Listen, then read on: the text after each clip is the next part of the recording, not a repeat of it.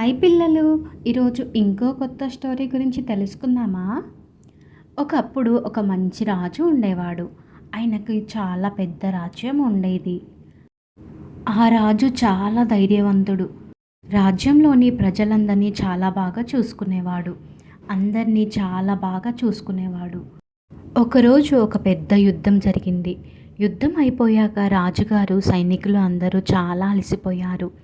సైనికులు ఇలా చెప్తారు, మహారాజా, మాకు చాలా ఆకలి వేస్తుంది, ఆహారం కూడా అయిపోయింది, తినడానికి ఏమీ లేదు అని చెప్తారు. అప్పుడు రాజుగారు ఆలోచించి చెప్తారు, దగ్గరలో ఒక ఊరు ఉంటుంది, అక్కడికి వెళ్ళి పొలాల్లో ఉన్న ధాన్యం కూరగాయలు తీసుకురండి అని చెప్తాడు. కానీ సైనికులు రాజు మాటను సరిగ్గా అర్థం చేసుకోలేదు. వాళ్ళు అనుకున్నారు ఎవరి పొలమైనా తీసుకురావచ్చు అని. సైనికులు ఒక ఊరికి వెళ్ళారు. అక్కడ ఒక రైతు కనిపించాడు. అటుగా వెళ్తున్న ఆ రైతును ఆపి ఇలా అడిగారు, ఈ ఊర్లో మంచి పొలం ఏది అని అడుగుతారు. రైతు వారిని ఒక పెద్ద అందమైన పొలం దగ్గరికి తీసుకెళ్తానని చెప్తాడు. అప్పుడు రైతు ఇంకా ఆ సైనికులు అందరూ కలిసి ఆ పొలం దగ్గరికి వెళ్దామని అనుకుంటారు. రైతు ఇంకా సైనికులు ఆ పొలం దగ్గరికి బయలుదేరతారు. ఆ రైతు ఆ పొలం దగ్గరికి తీసుకెళ్ళి ఇలా చెప్తాడు, ఇదే ఊరిలో చాలా పెద్ద పొలము అని అంటాడు. ఆ పొలంలో అన్ని రకాలు ఉన్నాయి. వరి, కూరగాయలు, పండ్లు, కొబ్బరికాయలు అన్నీ ఉంటాయి. సైనికులు వెంటనే కోత మొదలు పెడతారు.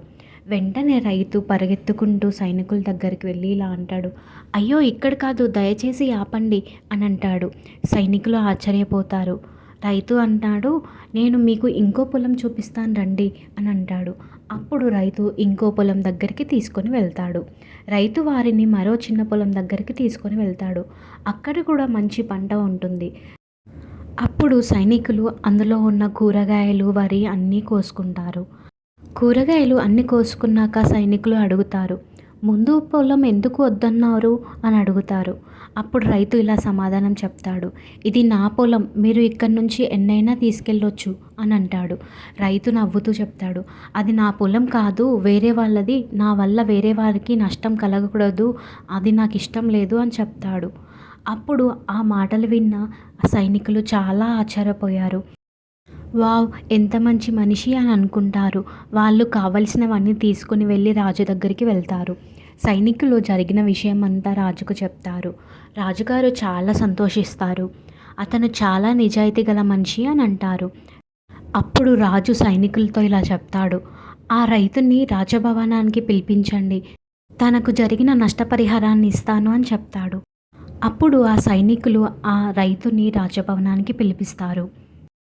అప్పుడు రాజు ఇలా చెప్తారు, నీ మంచితనం నాకు చాలా నచ్చింది, నీకు నష్టపరిహారం ఇస్తాను, అలాగే ఒక మంచి బహుమానం కూడా ఇస్తాను అని రాజు కొంత డబ్బు ఆ రైతుకు ఇస్తాడు.